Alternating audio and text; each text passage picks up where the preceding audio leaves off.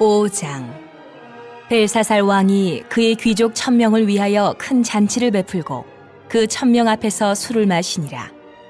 벨사살이 술을 마실 때에 명하여 그에 붙인 느부갓네살이 예루살렘 성전에서 탈취하여 온 금은 그릇을 가져오라고 명하였으니 이는 왕과 귀족들과 왕후들과 후궁들이 다 그것으로 마시려 함이었더라. 이에 예루살렘 하나님의 전 성소 중에서 탈취하여 온 금그릇을 가져오매 왕이 그 귀족들과 왕후들과 후궁들과 더불어 그것으로 마시더라. 그들이 술을 마시고는 그 금, 은, 구리, 쇠, 나무, 돌로 만든 신들을 찬양하니라. 그때에 사람의 손가락들이 나타나서 왕궁 촛대 맞은편 석회벽에 글자를 쓰는데 왕이 그 글자 쓰는 손가락을 본지라. 이에 왕의 즐기던 얼굴빛이 변하고 그 생각이 번민하여 넓적다리 마디가 녹는 듯하고 그의 무릎이 서로 부딪힌지라.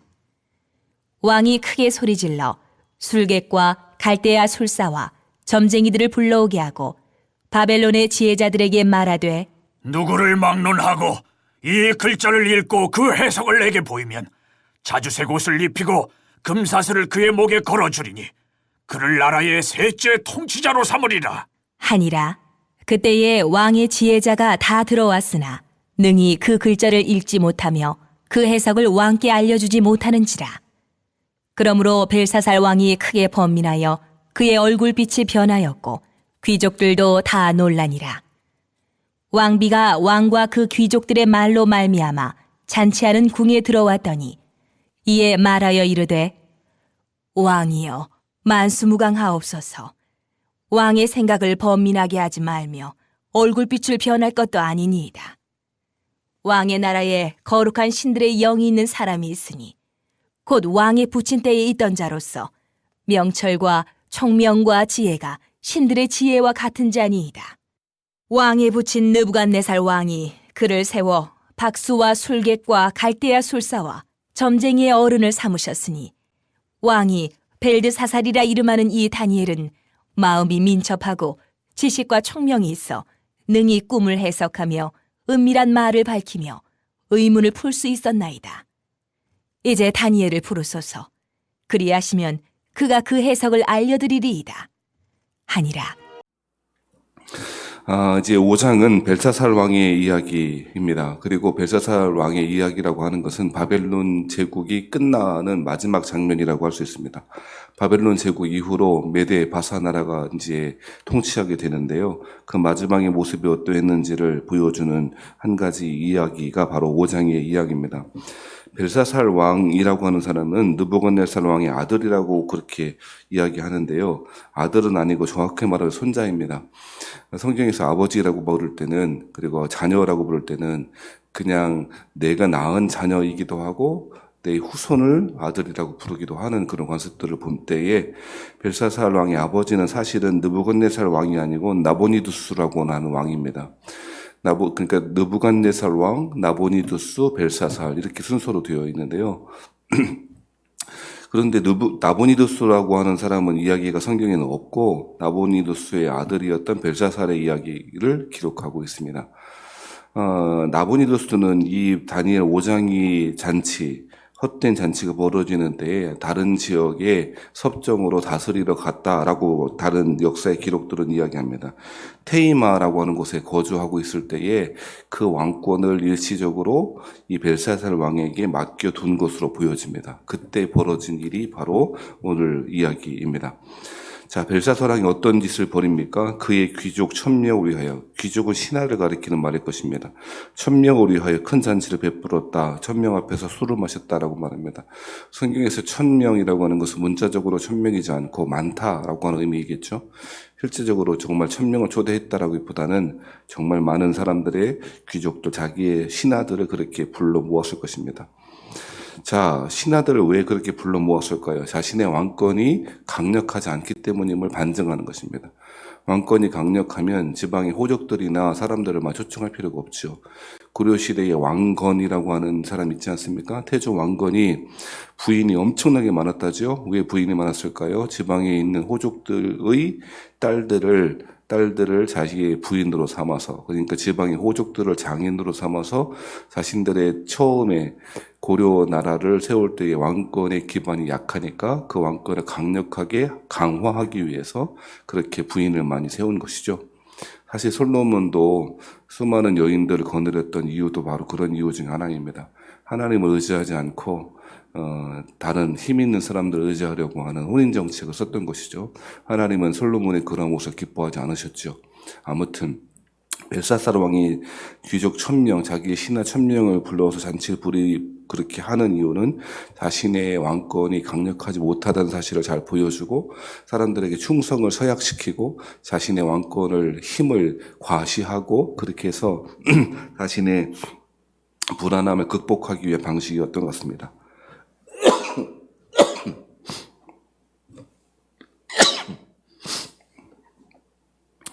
어떤 사람이 그렇게 이야기했더라고요. 세상은 잊기 위해서 마시고 그리스도인들은 기억하기 위해서 마신다라고 하는 말이 있답니다.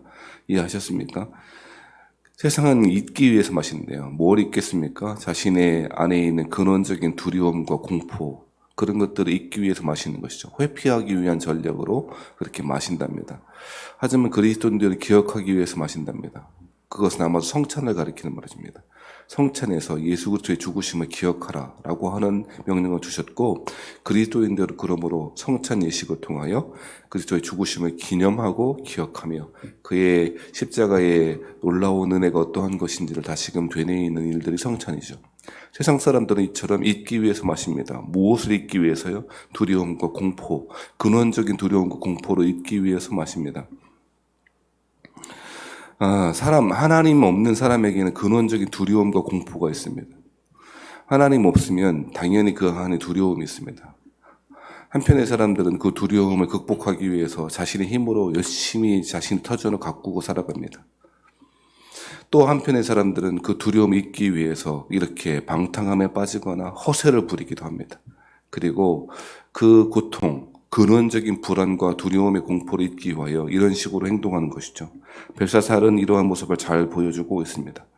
벨사살의 5장에 나타나 있는 모습을 딱 두 단어로 이야기한다면 허세와 방탕입니다. 허세 부리고 있습니다. 1000명을 불러서 그들 앞에서 술을 마시고 그들 앞에서 또 어떤 일까지 합니까? 예루살렘 성전에서 탈취하여 온 금, 은 그릇들을 가져오라고 명령했고 사람들과 함께 그 그릇으로 술을 마시기 시작합니다.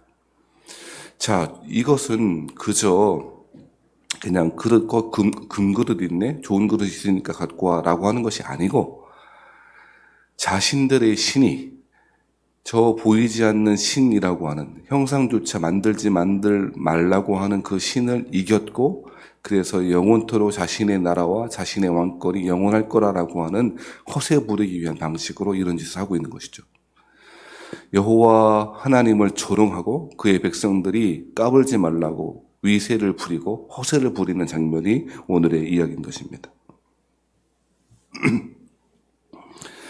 하나님은 이스라엘 사람들에게 하나님의 형상조차 만들지 말라고 했습니다.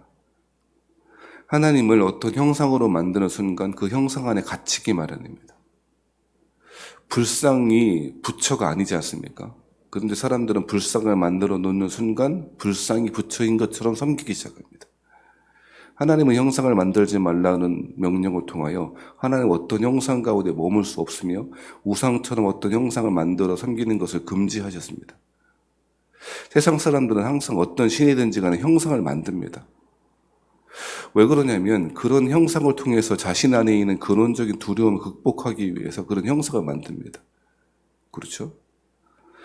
그러니까 지금 느부갓네살입니다. 벨사살이 하고 있는 짓이 딱 그 짓입니다. 자신 안에 있는 근원적인 공포, 두려움을 잊기 위해서 첫 번째는 자신의 약화된 권력을 유지하고 하기 위해서 사람들을 불러다가 잔치를 벌이고 충성을 강요하고 요구하고 위세 부리고 허세 부리고 더군다나 근본적으로 여호와 하나님이라고 웃기지 말아라. 저 변방이 조그만 나라의 신 내가 정복했다라고 하는 그러한 교만과 허세를 부리고 있는 것이죠. 자, 그런데 그때에 어떤 일이 벌어집니까? 여러분 잘 아시는 대로 5절 말씀에 보면 그때에 사람의 손가락들이 나타나서 왕궁 촛대 맞은편 석회벽에 글자를 쓰는데 왕이 그 글자 쓰는 손가락을 본지라. 그 손가락이 나타나서 글자를 쓰기 시작했는데 그것은 누구만 본 것 같냐면 왕만 본 것 같습니다. 다른 사람들은 못 보고 왕만 보게 된 것 같습니다.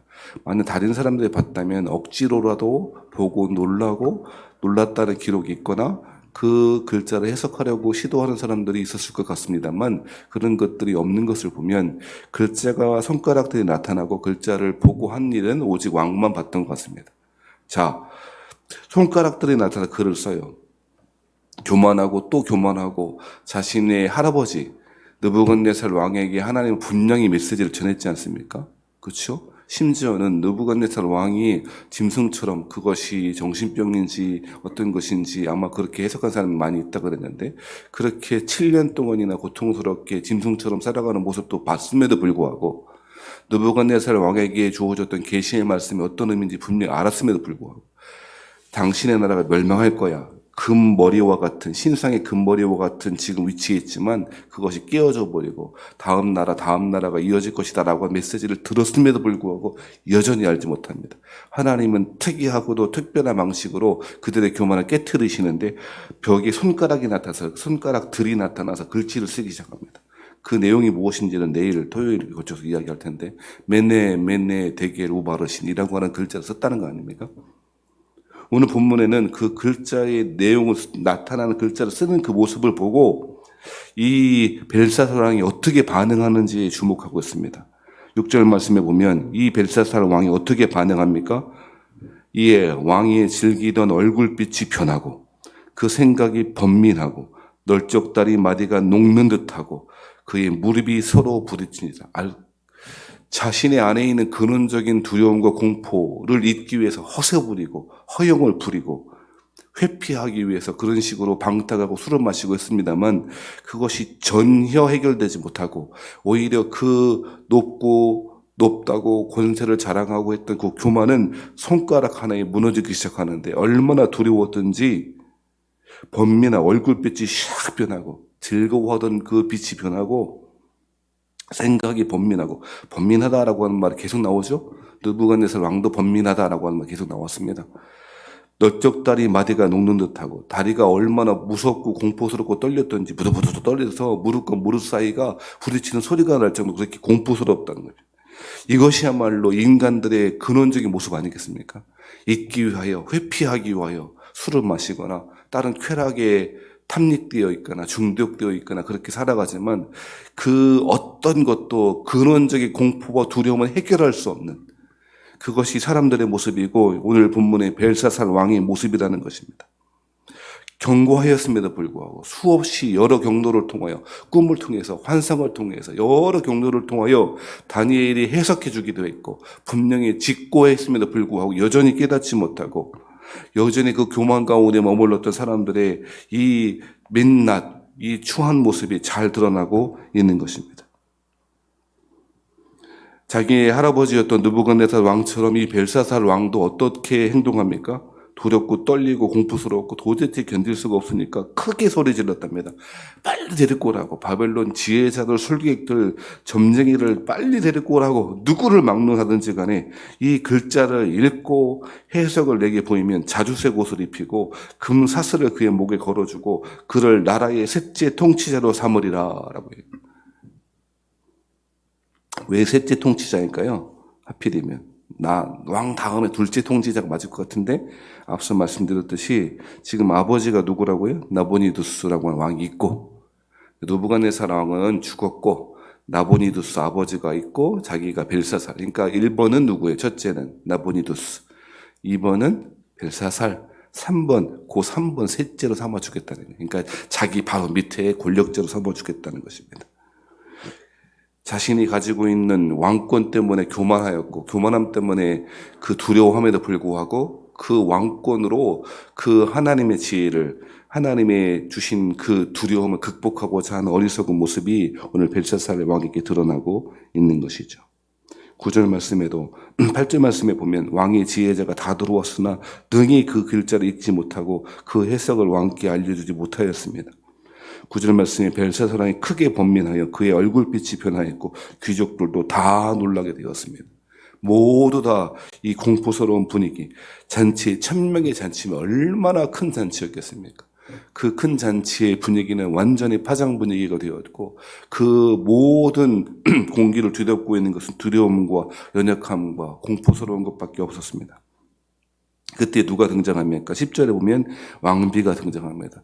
이 왕비는 벨사살 왕의 부인은 아니었던 것 같아요. 왜 그러냐면 성경에 보면 에스더 같은 성경에도 보면 왕이 부르지 않았는데 왕비가 왕 앞에 먼저 못 나갑니다. 그러면 죽게 됩니다. 그죠?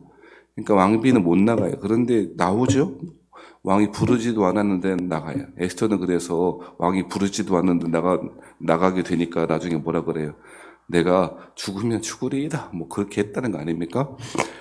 이게 지금 오늘 본문에 나와 있는 10절의 왕비는 벨사살 왕의 부인이 아니고 아마도 자기의 아버지인 나보니두스의 부인, 아니 엄마, 왜 이렇게 어렵게 말하냐, 엄마이거나 아니면 느부갓네살 왕의 부인, 할머니였을 가능성이 많습니다. 실제로 헤로도토스라고 하는 그리스 철학자이고 역사가가 있거든요. 그 사람이 기록을 남겼는데 이 느부갓네살 왕의 부인의 권세와 힘이 얼마나 강력하든지 느부갓네살 왕 못지않게 강력했다라고 하는 그런 여러 기록들이 있어요. 그래서 아마도 오늘 본문을 해석하면서 이 왕비는 아마도 그렇게 자기의 어머니이거나 아니면 할머니, 느부갓네살 왕의 부인, 할머니였을 것이다라고 생각합니다. 이게 중요한 건 아닙니다만 왕비가 그렇게 나갔다라고 하는 그냥 왕비가 갔나 보다 하면 안 돼요. 바벨론은 그런 법도가 없으니까. 아무튼 왕비가 무슨 이야기를 하냐면 11절에 왕의 나라에 거룩한 신들의 영이 있는 사람. 다니엘은요. 다니엘서에서는 다니엘을 벨드사살을 소개할 때마다 항상 뭐라고 소개하냐면 거룩한 신들의 영이 있는 사람이라고. 하나님의 영이 있는 사람이라고 소개합니다. 저는 이 표현을 읽을 때마다 마음이 좀 부딪힘이 있습니다. 사람들이 나를 그리고 여러분을 말할 때, 소개할 때 뭐라고 이야기할까? 뭐 옆집 아저씨라고 이야기할까? 뭐라고 이야기할까? 저 사람 까칠한 사람, 뭐 저 사람 예의가 없는 사람 한마디로 이야기할 텐데 사람들은 우리를 어떻게 표현할까? 그리고 더 나아가 하나님은 우리를 어떻게 표현하실까? 어떤 사람이라고 인정하실까? 사도 바울은 디모데를 너 하나님의 사람아 라고 이야기하지 않습니까? 이 다니엘 지금 바벨론 사람 모두 다가 왕궁에서 한복판에 살아가는 그 바벨론 사람의 치하에서 살아가는 이 다니엘은 항상 거룩한 신들의 영이 있는 사람이라고 표현합니다. 저는 이러한 이 영광스러운 이름들이 우리 이름이 되었으면 좋겠습니다. 사실을 따지고 보면 우리 안에 성령님이 계심으로 우리는 거룩한 신들의 영이 있는 사람 아닙니까? 그렇다면 거룩한 하나님의 성령과 더불어 살아가는 사람, 성령께서 내주하시는 성도라면 그 성령과 함께 동행하는 삶도 살아야 할 것입니다. 그 성령님이 주시는 것이 무엇이라고 11절 말씀에 보면 곧 왕이 붙인 때에 있던 자로서 명철과 총명과 지혜가 신들의 지혜와 같은 자이다.